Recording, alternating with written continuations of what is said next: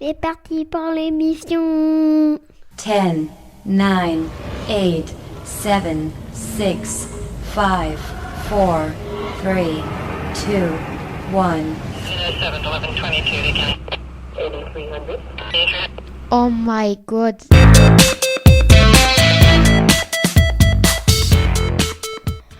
Radio Cessade Castel. Radio Cessade Castel, c'est la web radio du Cessade. 21 rue Maréchal Foch à Castelnaudary.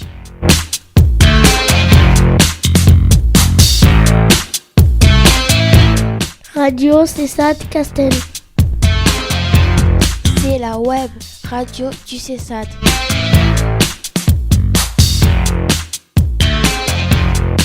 Bienvenue sur Radio Cessade Castel pour écouter en direct ou sur YouTube des reportages créés par les jeunes du Cessade.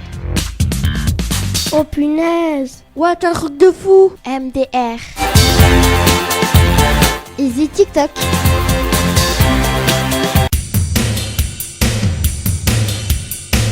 Radio Cessade Castel, la web radio du Cessade.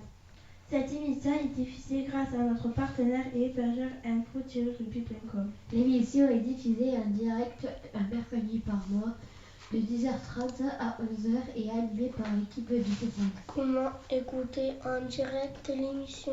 Tapez sur votre moteur de recherche.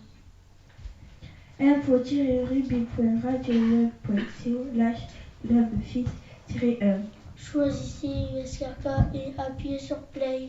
Pour nous réécouter, consultez YouTube, recherchez Cessade Castel, l'émission sera à votre disposition. C'est à qui? Aujourd'hui, c'est notre 5e émission de cette année scolaire. Et nous retrouvons maintenant nos journalistes en herbe. Bonjour, je m'appelle Axel, j'ai 10 ans. Aujourd'hui, nous sommes le mercredi 26 février 2020.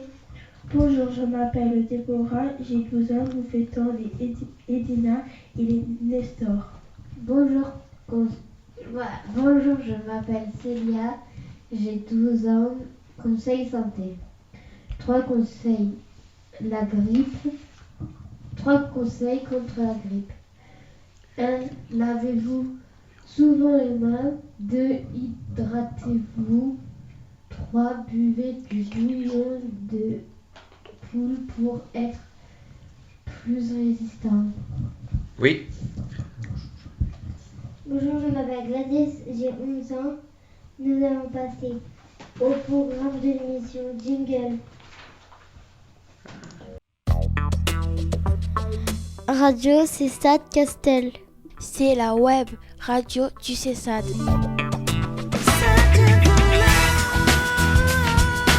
21 rue Maréchal Foch à Castelnaudary.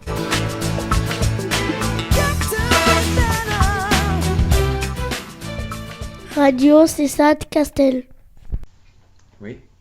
Au programme, en premier lieu, vous entendez Esteban qui va nous présenter son activité sport, le judo, suivi d'un reportage sur les bienfaits de cette activité pour les grands comme les petits. Ensuite, nous sera l'interview live d'Axel. Nous allons parler des pompiers. Enfin, petit mot de départ, c'est Annès qui s'en va. Elle va tout nous expliquer. Bien. Beau programme. De cette... Beau programme. Au programme, c'est parti. Bonjour, je m'appelle Esteban, j'ai 10 ans et demi. Ulysse à Castelnaudary. Voilà, ça c'est ta classe, effectivement. Dans ce petit reportage, Esteban, de quoi tu vas nous parler? Du judo. Ouais. Pourquoi est-ce que tu veux nous parler du judo? Pour apprendre les techniques, Ouais. pour bien travailler et tout. Alors, est-ce que tu en fais, toi, déjà, du judo? Oui, Ah, depuis quand est-ce que tu fais du judo? la rentrée. Oui, tu fais ça depuis la rentrée, donc c'est ta toute première année. Oui, Et c'est toi qui as choisi de faire ça? Oui, Ah, c'est une bonne chose. Pourquoi? Qu'est-ce qui t'a plu dans le pour judo? faire les jeux, Oui. faire les combats, apprendre à faire les techniques, Ouais. dire les phrases, dire les Exactement. techniques. Génial. Et par exemple, où est-ce que tu en fais du judo? À Castelnaudary. Ouais. Dans le club de Castelnaudary? Ouais. Oui. Et il faut un endroit spécial pour faire du Oui, judo. on fait dans la gymnastique. Dans le gymnase, oui. Le Qui gymnase. s'appelle, comment il s'appelle? Le Millennium. Tu le savais ça? Le Millennium. D'accord. Alors, j'ai 2-3 petites questions. Comment se pratique le judo? Le judo, on peut changer les ceintures. Oui. On peut venir ceinture blanche, ceinture jaune et blanche, jaune, Et toi, t'es quoi, toi? ceinture jaune et blanche. Ah, tu as passé la première ceinture, alors ça veut dire félicitations. Et aussi aller au judo, on fait, et aussi on nous a fait le sumo. Ouais. Et tout, on se met, la règle, le jeu, il nous faut mettre l'autre Par terre sur le tatami. le tatami, mais surtout sur le dos. Sur le dos, Voilà. pour le mettre dehors l'arène. C'est et ça. tout. C'est ça, exactement. Là, tu viens de nous expliquer la règle principale du judo, qui est effectivement, dans le combat, mettre l'autre sur le dos, dans ce combat-là, ou en dehors de l'arène, et comme ça te fait gagner le combat. Alors, quelle tenue tu dois porter pour faire du judo? Un pantalon. Le pantalon, ouais. Le t-shirt. Ouais. Et dessus, on met le Mono. kimono, exactement. Et, Ouais. aussi la ceinture après. Il nous faut faire 2 nœuds. Oui. Et après, il nous faut forcer. Hmm. Et après, c'est bon. Et après, nous faut prendre aussi, on peut prendre la bouteille d'eau pour boire et tout. Tu as raison. Donc, tu nous as dit que tu étais ceinture jaune et blanche. Est-ce que tu connais un petit peu les ceintures? Oui, je connais ceinture blanche et jaune Ouais. et blanche. Et jaune. Oui. Et orange Oui, et exact. jaune. Ouais, Orange exact. et noir. Avant la noire. La bleue Oui. et bleu et orange. Ouais, Et bleu, vert. exactement. Il y a la verte aussi. La vert bleu. Encore plus fort. C'est La la vert marron. La La marron. marron et la ceinture noire. Est-ce que tu espères un jour avoir la ceinture noire, toi? Oui. T'aimerais bien? Oui, pour mettre KO tout le monde. Oui, et puis surtout, il va falloir que tu travailles beaucoup, hein? Oui. Il faut écouter les profs. Ils s'appellent Hélène et Atifa. Alors, j'ai une dernière question à te poser, parce que là, tu nous as bien parlé de ton activité, le judo. Est-ce que tu connais un judoka très, très, très célèbre? Oui, c'est un japonais, il a créé le judo. Alors, comment il s'appelle? Tu as son nom, tu le connais? Non, je le connais pas. Bon, on va essayer de le rechercher. Mais en France, est-ce que tu connais le judoka le plus célèbre? Non. Je suis sûr que si je te dis son nom, tu le connais. Est-ce que tu connais Teddy Riner? Oui, c'est un homme presque. Il a les cheveux blancs. Ah non. il est jeune. Il est assez jeune, oui. Il est surtout multiple. Et aussi, il ferme les yeux. Il est sourd. Il a créé le judo. Alors ça c'est le japonais. Teddy Riner, c'est le champion de France du judo. C'est lui qui a gagné les championnats des Jeux Olympiques et tout ça. Voilà. Ouais. Écoute Esteban, je te remercie pour ce beau reportage. Je te laisse dire au revoir à nos auditeurs. Merci. Au revoir tout le monde.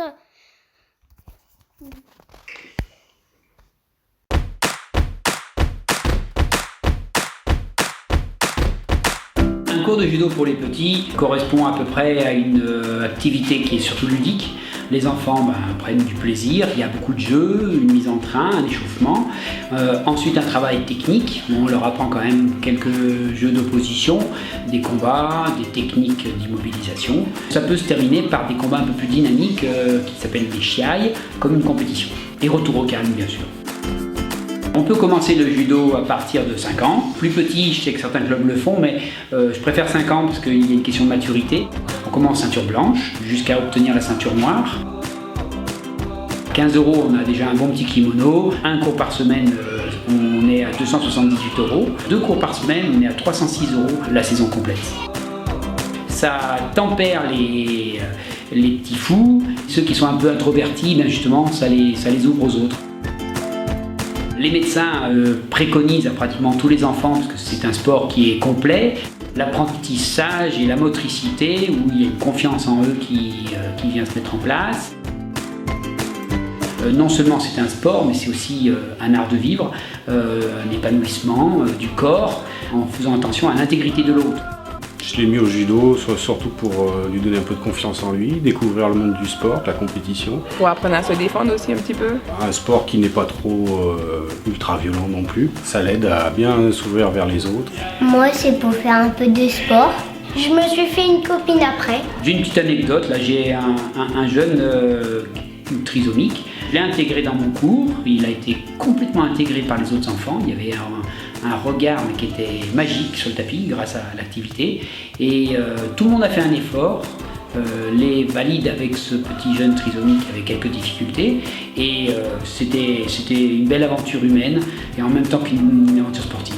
Merci à Citizen Kid pour ce joli petit reportage sur le judo en général. Au revoir et à bientôt au cours du judo.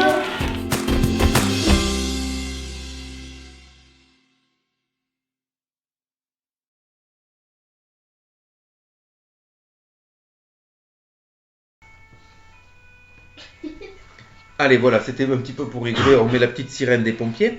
Bonjour Axel. Donc tu vas nous expliquer un petit peu ce que c'est que le métier de pompier. Alors, ouais, explique-nous. Ça sauve les vies. Oui, alors les pompiers, effectivement, ce sont des personnes qui sont là pour sauver les vies. Et dans quelle situation, par exemple? Un feu. Alors, effectivement, quand il y a le feu, on appelle ça aussi des incendies. Ou un accident, effectivement, des fois sur la route, vous êtes amené à rencontrer les pompiers. Est-ce que tu pourrais nous expliquer, et si vous n'y arrivez pas, les reporters vont nous aider ici, est-ce que tu pourrais nous expliquer la différence qu'il existe entre les pompiers professionnels et les pompiers volontaires? Volontaire, Ouais, alors pompier volontaire, c'est quoi?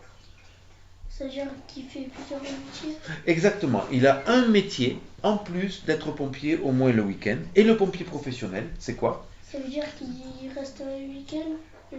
Alors lui, il est pompier tout le temps, effectivement, et il a décidé de faire en tout cas son métier. On doit avoir une formation et des diplômes. D'ailleurs, tiens, ça me fait penser à cette question, comment est-ce qu'on fait pour devenir pompier?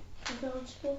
Ah oui, il faut faire du sport, hein, ça t'as raison. Alors il y a deux façons. Le pompier volontaire, lui, c'est à partir de quel âge à peu près pompier volontaire? 16, hein, voilà, 16. À partir de 16 ans, et effectivement, avec l'autorisation de ses parents, il peut devenir pompier volontaire. Il faut quand même passer des tests physiques et médicaux.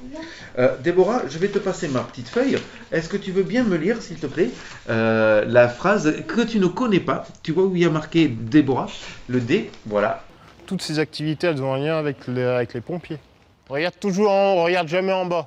Les pompiers du Loiret comptent 12 sections jeunes, des structures entre clubs de sport, formation et vie collective. Ça permet de faire rentrer les jeunes à partir de 12 ans, en tant que jeunes sapeurs-pompiers, pour leur faire apprendre le savoir-être et le savoir-faire. Donc aussi bien tout ce qui est politesse, le respect de l'horaire, le respect de la hiérarchie. Et après, ils ont 4 ans pour apprendre le métier de sapeur-pompier. Si le sport est intensif et la discipline rigoureuse, les jeunes sapeurs-pompiers apprécient cet esprit de caserne. C'est dur, mais en même temps, c'est un peu le but, je pense. Il faut que ça soit dur pour progresser et avancer. Je savais que ça allait être très sportif et rigoureux dans ce qu'on allait faire. Donc je m'attendais à ça, mais c'est vrai qu'au fur et à mesure ça devient plus difficile, mais vu que nous on évolue, c'est mieux. J'aime bien que ce soit strict, carré, et tout est bien, tout est plié, tout est carré. Ici à Fleury, c'est un pompier volontaire qui préside la section jeune.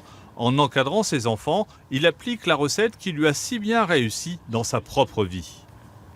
Donc moi les GSP ça Ça m'a servi de rentrer de sapeur-pompier volontaire et d'acquérir un savoir-être que j'ai dans la vie de tous les jours, que ce soit dans le milieu professionnel ou au sein de la caserne. Et aujourd'hui, le fait de leur inculquer ces valeurs-là est pour moi indispensable pour leur réussite plus tard. Est-ce que vous savez approximativement en combien de temps vous la montez, la corde? Formation, sport, esprit collectif, les JSP sont aussi une école de la citoyenneté. Ne pas avoir peur du feu. C'est mieux. Être sportif. Ouais. Calme. Ouais. Et concentré et joyeux. Exactement. Est-ce que tu pourrais nous décrire la journée d'un pompier? On arrive à 7h30. Où ça? À la caserne. À la caserne, oui. On se prépare. Oui. On regarde les engins. Exact. Oui, c'est bien. On fait du sport. On fait des manœuvres. Alors, c'est quoi une manœuvre? Est-ce que tu veux bien nous expliquer ce que c'est? Du sport. C'est pas que du sport. Hein? Est-ce que quelqu'un sait ici ce que c'est qu'une manœuvre quand les pompiers font une manœuvre? Ça vous dit quelque chose? Non? Ils s'entraînent. Ben, tu te mets le micro, c'est mieux? Vas-y. Ils s'entraînent pour un cas Exactement. d'urgence. En cas d'urgence, en cas d'incendie, en cas d'accident, les pompiers font une manœuvre, c'est-à-dire pour de faux, comme si il y avait un accident, et ils réagissent pour s'entraîner. Effectivement. Il faut leur mieux possible. C'est ça. On continue. Monsieur, comment est-ce qu'on devient pompier? Et pourquoi est-ce qu'ils doivent s'entraîner? Surtout, c'est là la suite. Pourquoi est-ce qu'ils doivent s'entraîner? Pour être fort. Oui. Pendant les interventions. Oui. Et il faut surtout, ça les aide à savoir comment il faut Comment oui. réagir. Et voilà, comment réagir face à une situation où des fois c'est pas simple, c'est pas facile quoi. Si j'ai besoin d'appeler les pompiers, quel numéro dois-je faire, monsieur Axel? Le 18 ou bien le 112. Alors, là, ça me donne une idée. Oui, le 112, c'est le numéro d'appel d'urgence qui regroupe tout sur la France et l'Union européenne. C'est-à-dire qu'en faisant le 112, vous ne tombez pas directement sur les pompiers. Vous tombez sur ce qu'on appelle un pool téléphonique qui va vous guider, qui va vous orienter, soit les pompiers, soit le SAMU, soit la police. Voilà. On va se faire un petit quiz. Est-ce que vous êtes prêts de ce petit quiz? Je pose des questions et je veux voir si vous avez un petit peu près la bonne réponse.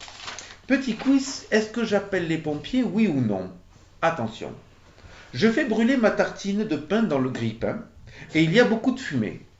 Qu'est-ce que je fais? Est-ce que j'appelle les pompiers ou j'appelle pas les pompiers? Je répète. Je fais brûler ma tartine de pain dans mon grille-pain et il y a beaucoup de fumée. On n'appelle pas les pompiers? Pourquoi? Explique. Parce que c'est pas une feu, c'est que de la fumée. Oui, qui pense différemment? Moi. Ouais, qu'est-ce que tu penses toi? On appelle les pompiers ou on les appelle pas? Moi, je dis qu'il faut les appeler. Toi, tu dis qu'il faut les appeler. Axel, tu les appelles toi les pompiers ou pas? Oui. Tu les appelles aussi? Ouais, alors en fait, vous avez la réponse juste chacune et chacun. C'est-à-dire que c'est selon la fumée ou les flammes. S'il y a une fumée, une flamme, là, on peut appeler. Mais si on débranche le grille-pain, à ce moment-là, il n'y aura plus de fumée et ça ira bien. Gladys, est-ce que tu es prête à reprendre le micro avec nous et pour pouvoir discuter avec nous? Parce que moi, j'aimerais bien avoir ton avis.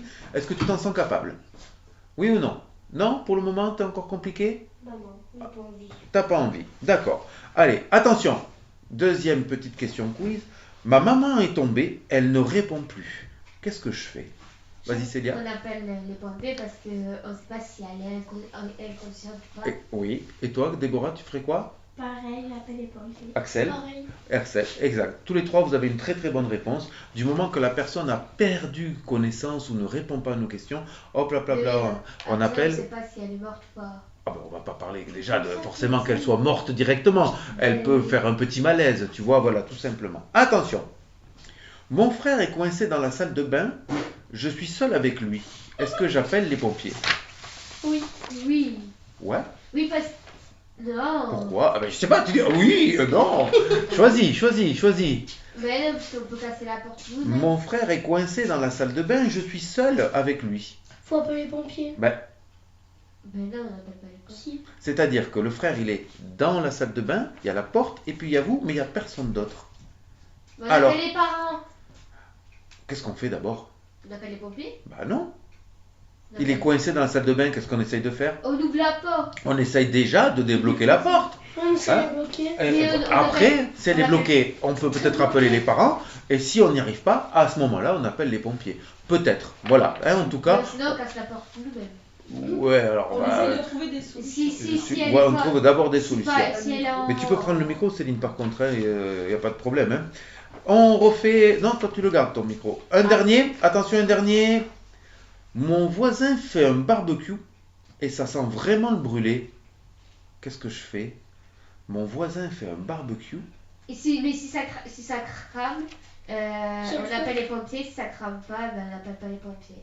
Alors, moi, j'ai envie de vous dire, on va choisir une réponse. D'emblée, comme ça, c'est non, j'appelle pas les pompiers. Parce que s'il fait un barbecue, Ben, forcément, ça sent le brûler. Non?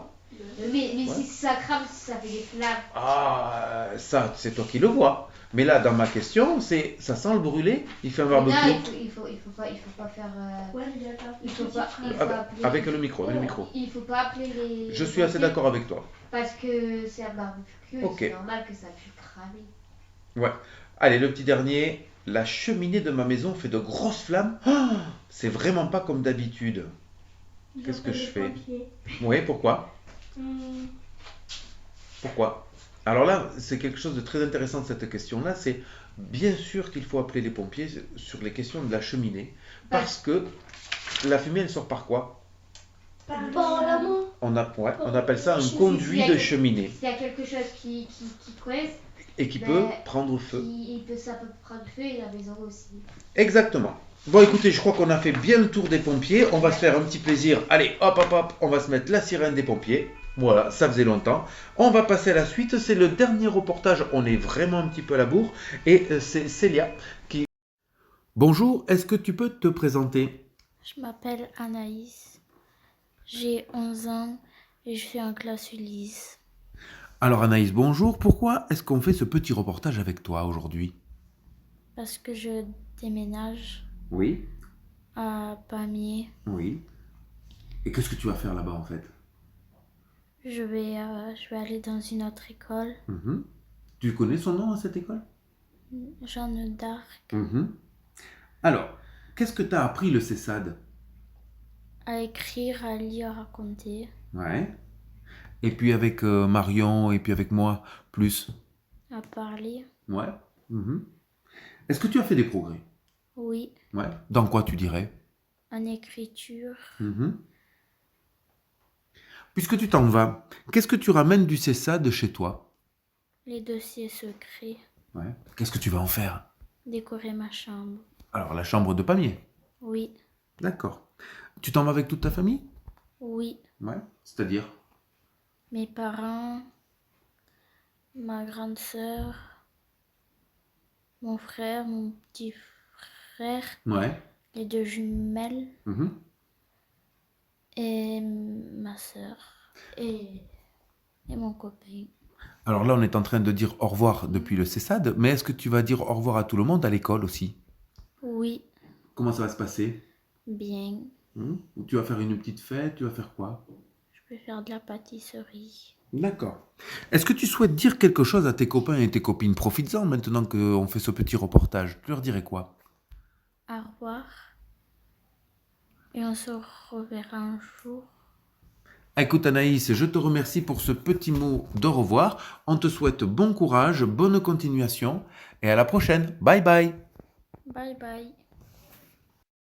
Bonjour, je m'appelle Hugo et j'ai 12 ans. Bonjour, je m'appelle Nolan et j'ai 12 ans. Bonjour, je m'appelle Thibaut et j'ai 10 ans. De quoi qu'on va parler? Le voyage de Dr. Dolittle. Oui, et en fait, vous avez vu ça où? Au cinéma. C'est quoi l'histoire, Nolan? Après la perte de sa femme, l'excentrique docteur John Dolittle, célèbre docteur et vétérinaire, s'isole derrière les murs de son manoir avec sa ménagerie d'animaux exotiques.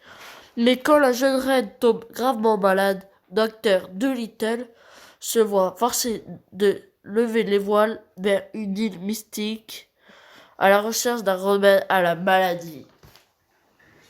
Le docteur est rejoint par un jeune apprentis et une joyeuse troupe d'amis, dont un gorille, un canard, une autruche, un joyeux ours polaire et enfin un perroquet entêté. Et bien voilà, c'est donc le synopsis de ce film, de cette comédie qui dure 1h42, qui est réalisée par Stephen Gagan et jouée par Robert Downey Jr., Antonio Banderas et Michael Sheen. Alors on va commencer avec Hugo. Est-ce que tu peux nous dire une critique de ce film? Est-ce que c'est quelque chose qui t'a plu? Et si oui ou non, pourquoi? Il y a des choses qui m'ont plu, mais après, il était bien. Tu t'as passé un bon moment? Oui. D'accord. Nolan, qu'est-ce que tu pourrais dire toi de ce film? Moi, j'adore. Ouais. Avant, je pensais qu'ils se seraient un peu nuls, Oui. mais ils étaient complètement idiots de dire ça. Je suis super content après avoir vu le passage du dragon. D'accord. Est-ce que tu recommandes ce film pour les auditeurs? Oui. Allez Thibaut, et toi comment t'as trouvé ce film? J'ai trouvé joli. Ouais. J'ai trouvé bien. D'accord. T'as passé un bon moment? Oui. D'accord. Et globalement, puisque vous étiez 8, je rappelle qu'il y avait Esteban, Axel, Célia, Déborah, Nolan, Sohan, Thibaut et Hugo. Est-ce que tout le monde a bien aimé ce film globalement? Je pense que oui. Ouais, toi aussi tu le penses? Oui. D'accord, donc c'est quelque chose que tu recommandes aussi à ta famille et tout ça, d'aller voir. D'accord. Et Hugo, un dernier mot? Non, Ah ben, au revoir alors. ah mince, désolé. Au revoir. Moi, j'ai un dernier mot. Ceux qui sont fans de comédie d'action, Ouais. je les recommande à regarder ce film. Au revoir. Au revoir. Et bonne journée. Bonne journée qui fasse bien. Radio CESAD Castel. C'est la web radio du CESAD.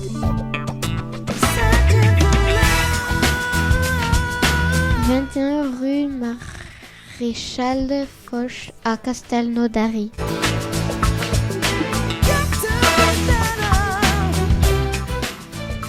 Radio CESAD Castel.